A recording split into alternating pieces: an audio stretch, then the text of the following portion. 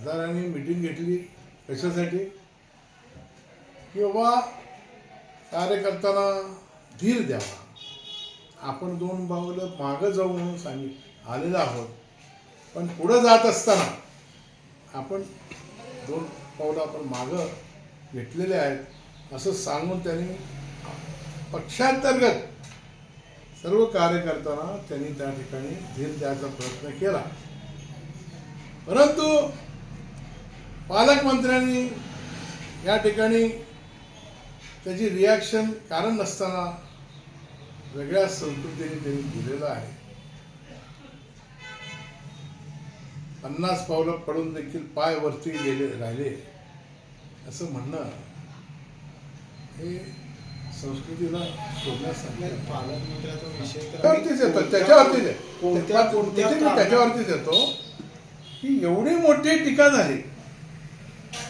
मला पालकमंत्र्याच्या बद्दल तर हे करायचंच आहे, पण एवढी मोठी टीका टिप्पणी झाली असताना काँग्रेस कमिटी खतखत बाहेर का आली नाही? काय काँग्रेस कमिटीचे सर्व कार्यकर्ते गप्प बसले? एकटी सुमन जाधवने फक्त स्टेटमेंट दिलं याच्यावरती, बाकी कुणीच स्टेटमेंट दिलं नाही. अध्यक्षांचं काम होतं त्यावेळी. त्यांनी अशा पद्धतीनं चुकीचे स्टेटमेंट जेव्हा एखाद्या आपल्या खासदारावरती येतात तेव्हा त्या ठिकाणी तुटून पडलं पाहिजे. त्यांनी माफी मागायला लावली पाहिजे होतं.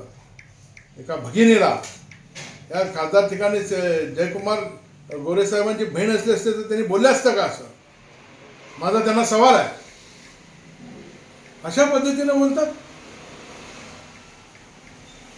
तुमच्या या पालकमंत्री पदाला हे शोभत नाही असं मला वाटतं.